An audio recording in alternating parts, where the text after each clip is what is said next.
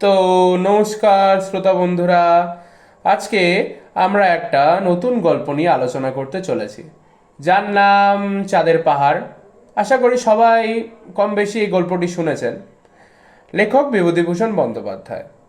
আমরা এই গল্পটি বিভিন্ন পর্ব নিয়ে আলোচনা করব। আজকে প্রথম পর্ব, অর্থাৎ পর্ব 1। তো শুরু করা যাক। শঙ্কর একেবারে অজপাড়া গাঁয়ের ছেলে। এইবার সে সবে এফএ পাস দিয়ে গ্রামে বসেছে। কাজের মধ্যে সকালে বন্ধু বান্ধবদের বাড়িতে গিয়ে আড্ডা দেওয়া, দুপুরে আহার আনতে লম্বা ঘুম, বিকেলে পালঘাটের বাওড়ে মাছ ধরতে যাওয়া। সারা বৈশাখ এভাবে কাটাবার পরে একদিন তার মা তাকে ডেকে বললেন, শোন, একটা কথা বলি শঙ্কর, তোর বাবার শরীর খুব একটা ভালো নয়। এই অবস্থায় আর তোর পড়াশুনো হবে কি করে? কে খরচ দেবে? এইবার একটা কিছু কাজের চেষ্টা দেখ। মায়ের কথাটা শঙ্করকে বেশ ভাবিয়ে তুলল। সত্যি তার বাবার শরীর আজ কমাস থেকে খুব খারাপ যাচ্ছে। কলকাতায় খরচ দেওয়ার পক্ষে খুব একটা সম্ভব নয় তাদের পক্ষে। অথচ করবেই বা কি শঙ্কর? এখন কি তাকে কেউ চাকরি দেবে? চেনেই বা সে কাকে? আমরা যে সময়ের কথা বলছি, ইউরোপের মহাযুদ্ধ তখন বাদতে প্রায় 5 বছরের দেরি। 1909 সালের কথা। তখন চাকরির বাজার এতটা খারাপ ছিল না। শঙ্করদের গ্রামের এক ভদ্রলোক শ্যামনগরে না নৈহাটিতে পাটের কলে চাকরি করতেন। শঙ্করের মা তার স্ত্রীকে ছেলের চাকরির কথা বলে এলেন, যাতে তিনি স্বামীকে বলে শঙ্করের জন্য পাটের কলে একটি কাজ জোগাড় করে দিতে পারেন। ভদ্রলোক পরদিন বাড়ি বয়ে এসে বলে গেলেন যে শঙ্করের চাকরির জন্য তিনি সাধ্যমতো চেষ্টা করবেন। শঙ্কর সাধারণ ঘরের ছেলে নয়, মানে সাধারণ ছেলে নয়। স্কুলে পড়বার সময় সে বরাবর খেলাধুলোতে প্রথম হয়ে এসেছে। সেবার মহকুমার এক্সিবিশনের সময় হাই জাম্পে সে প্রথম স্থান অধিকার করে মেডেলও পেয়েছিল। ফুটবলে অমন সেন্টার ফরওয়ার্ড ও অঞ্চলে তখন কেউ ছিল না। সাঁতার দিতে তার জুড়ি মেলা ভার। গাছে উঠতে, ঘোড়ায় চড়তে, বক্সিং করতে সে অত্যন্ত নিপুণ। কলকাতায় পড়বার সময় ওয়াইএমসিএতে রীতিমতো বক্সিং অভ্যাস করেছে শঙ্কর। এই সব কারণে পরীক্ষায় সে তত ভালো ফল করতে পারেনি। দ্বিতীয় বিভাগে উত্তীর্ণ হয়েছিল, কিন্তু তার একটি বিষয় অদ্ভুত জ্ঞান ছিল। তার বাতিক ছিল যত রাজ্যের ম্যাপ ঘাটা ও বড় বড় ভূগোলের বই পড়া। ভূগোলের অঙ্ক কষতে সে ছিল মজবুত। আমাদের দেশের আকাশ যেসব নক্ষত্রমণ্ডলে ভরা, তা সে সব প্রায় সবই জানতো। ওটা কালপুরুষ, ওটা সপ্তর্ষি, ওটা ক্যাসিওপিয়া, ওটা বৃশ্চিক, কোন মাসে কোনটা ওঠে, কোন দিকে ওঠে, সব তার নখদর্পণে।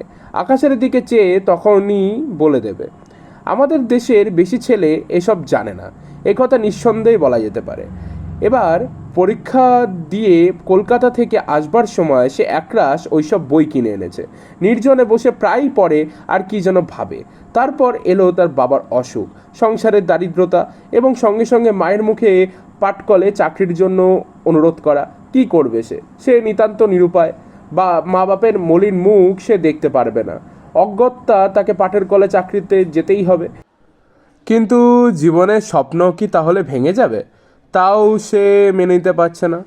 ফুটবলের নামকরা সেন্টার ফরওয়ার্ড, জেলার হাই জাম্প চ্যাম্পিয়ন, নামজাদা সাঁতারু শঙ্কর হবে কিনা শেষে পাটের কলের বাবু? নিকেলের বইয়ের আকারের কৌটোতে খাবার কি পান নিয়ে ঝাড়ন পকেটে করে তাকে সকালের ভো বাজতেই ছুটতে হবে কলে। আবার 12টার সময় এসে দুটো খেয়ে নিয়েই আবার রওনা।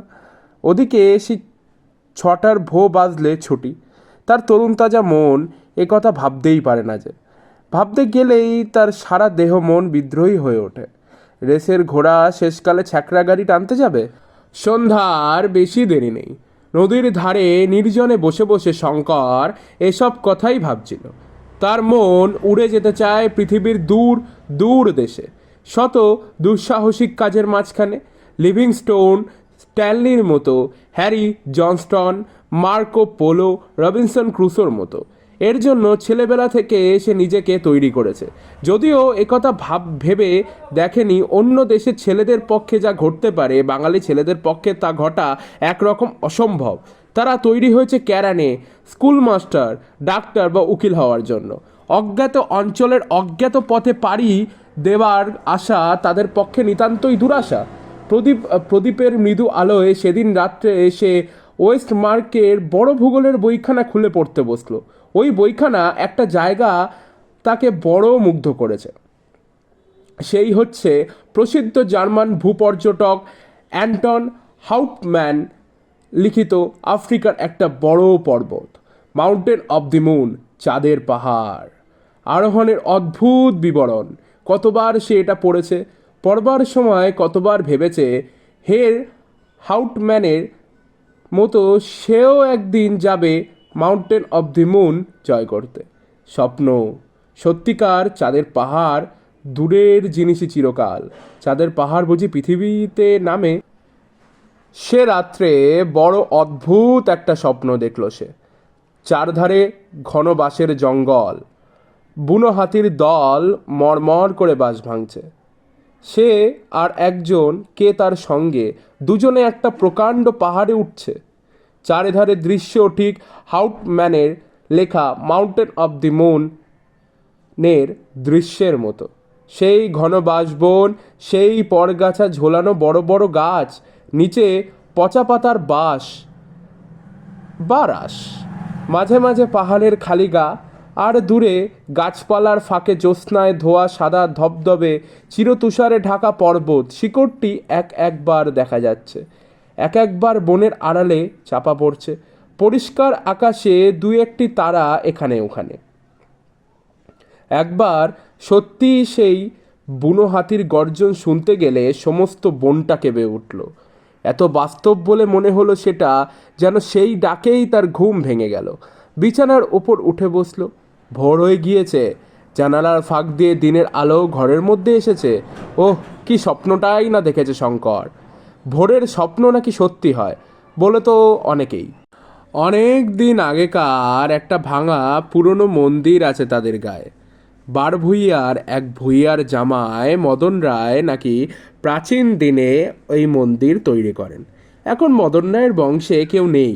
মন্দির ভেঙে চুরে গিয়েছে, অশ্বত্থ গাছ বটগাছ গজিয়েছে কার্নিশে, কিন্তু যেখানে ঠাকুরের বেদি তার ওপরের খিলনটা এখনও ঠিক আছে।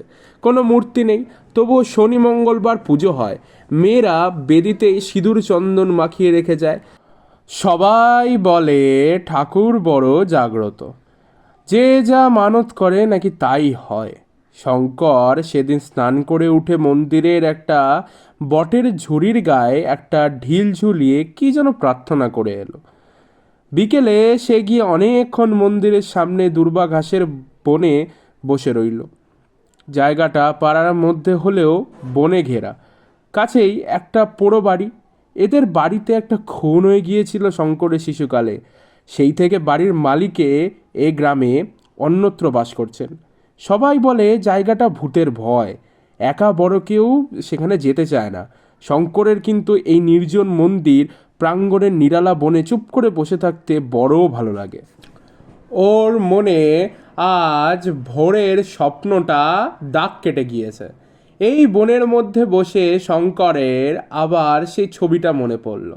সেই মড়মড় করে বাঁশঝাড় বাংছে বুনো হাতির দল, পাহাড়ের আধিত্যকার নিবিড় বনে পাতালতার ফাঁকে ফাঁকে অনেক উঁচুতে পর্বতের জ্যোৎস্না পাণ্ডুর তুষারাবৃত শিখর দেশটা যেন কোনো স্বপ্ন রাজ্যের সীমা নির্দেশ করেছে। কত স্বপ্ন তো সে দেখেছে জীবনে, এত সুস্পষ্ট ছবি স্বপ্নে সে দেখেনি কখনো। এমন গভীর রেখাপাত করেনি কোনো স্বপ্ন তার মনে। সব মিথ্যে। তাকে যেতে হবে পাটের কলে চাকরি করতে, তাই তার ললাটলিপি নয় কি? কিন্তু মানুষের জীবনে এমন সব অদ্ভুত ঘটনা ঘটে যা উপন্যাসে ঘটাতে গেলে পাঠকেরা বিশ্বাস করতে চাইবে না, হেসেই উড়িয়ে দেবে। শঙ্করের জীবনেও এমন একটি ঘটনা সম্পূর্ণ অপ্রত্যাশিতভাবে ঘটে গেল। সকালবেলা সে একটু নদীর ধারে বেরিয়ে এসে সবে বাড়িতে পা দিয়েছে। এমন সময় ওপাড়ার রামেশ্বর মুখুজ্জের স্ত্রী এক টুকরো কাগজ নিয়ে এসে তার হাতে দিয়ে বললেন, বাবা শঙ্কর, আমার জামাইয়ের খোঁজ পাওয়া গেছে অনেক দিন পরে। ভদ্রেশ্বরে ওদের বাড়িতে চিঠি দিয়েছে। কাল পিন্টু সেখান থেকে এসেছে, ওই ঠিকানা তারা লিখে দিয়েছে। পড়ো তো বাবা একবার। শঙ্কর বললে, হ্যাঁ, প্রায় 2 বছরের পর খোঁজ মিলল। বাড়ি থেকে পালিয়ে গিয়ে কি ভয়টাই না দেখালেন। এর আগেও তো একবার পালিয়ে গেছিলেন না? তারপর সে কাগজটা খুললে। লেখা আছে, Prasad Das Bandyopadhyay, Uganda railway head office construction department, Mombasa, পূর্ব আফ্রিকা। শঙ্করের হাত থেকে কাগজের টুকরোটা পড়ে গেল। পূর্ব আফ্রিকা? পালিয়ে মানুষই এত দূর যায়? তবে সে জানে ননিবালা দিদির এই স্বামী অত্যন্ত একরোখা ডানপিটে ও ভবগুরু ধরনের। একবার এই গ্রামেই তার সঙ্গে শঙ্করের আলাপও হয়েছিল। শঙ্কর তখন এন্ট্রান্স ক্লাসে সবে উঠেছে। লোকটা খুব উদার প্রকৃতির, লেখাপড়া ভালোই জানে, তবে কোনো একটা চাকরিতে বেশি দিন টিকে থাকতে পারে না। উড়ে বেড়ানো স্বভাব, আর পালিয়ে বর্মা না কোচিন কোথায় যেন গিয়েছিল। এবারও বড়দাদার সঙ্গে কি নিয়ে মনোমালিন্য হওয়ার দরুন বাড়ি থেকে পালিয়েছিল, এ খবর শঙ্কর আগেই শুনেছিল। সেই প্রসাদবাবু পালিয়ে গিয়ে উঠল শেষে পূর্ব আফ্রিকায়। রামেশ্বর মুখুজ্জের স্ত্রী ভালো বুঝতে পারলেন না তার জামাই কত দূরে গিয়েছে। অতটা দূরত্বের তার ধারণা ছিল না। তিনি চলে গেলে শঙ্কর ঠিকানাটা নিজের নোট বইতে লিখে রাখলে এবং সেই সপ্তাহের মধ্যেই প্রসাদবাবুকে একখানা চিঠি দিলে। শঙ্করকে তার মনে আছে কি, তার শ্বশুরবাড়ির গায়ের ছেলে সে, এবার এফএ পাস দিয়ে বাড়িতে বসে আছে। তিনি কি একটা চাকরি জোগাড় করে দিতে পারেন তার রেলের মধ্যে? যত দূরে হয় সে যাবে। 1.5 মাস পরে যখন শঙ্কর প্রায় হতাশ হয়ে পড়েছে চিঠির উত্তর প্রাপ্তি সম্বন্ধে, তখন একখানা গ্রামের চিঠি এলো শঙ্করের বাড়িতে। তাতে লেখা আছে, মোম্বাসা, 2 নং পোর্ট স্ট্রিট। প্রিয় শঙ্কর, তোমার পত্র পেয়েছি। তোমাকে আমার খুব মনে আছে। কবজির জোরে তোমার কাছে সেবার হেরে গিয়েছিলাম, সে কথা ভুলিনি। তুমি আসবে এখানে? চলে এসো। তোমার মতো ছেলে যদি বাইরে না বেরোবে তবে কে আর বেরোবে? এখানে নতুন রেল তৈরি হচ্ছে, আরও লোক লাগবে। যত তাড়াতাড়ি পারো চলে এসো। তোমার কাজ জুটিয়ে দেওয়ার ভার আমি নিচ্ছি। তোমাদের প্রসাদ দাস বন্দ্যোপাধ্যায়। শঙ্করের বাবা চিঠি দেখে খুব খুশি। যৌবনে তিনিও নিজে ছিলেন ডানপিটে ধরনের লোক। ছেলে পাটের কলে চাকরি করতে যাক তার এতে মত ছিল না। শুধু সংসারের অভাব অনটনের দরুন শঙ্করের মায়ের মতেই সায় দিতে তিনি বাধ্য হয়েছিলেন। এর মাসখানেক পরে শঙ্করের নামে এক টেলিগ্রাম এলো বদ্রেশ্বর থেকে। সেই জামাইটি দেশে এসেছেন সম্প্রতি। শঙ্কর যেন গিয়ে তার সঙ্গে টেলিগ্রাম পেয়েই দেখা করে। তিনি আবার মোম্বাসায় ফিরবেন 20 দিনের মধ্যে। শঙ্করকে তাহলে সঙ্গে করে তিনি নিয়ে যেতে পারেন।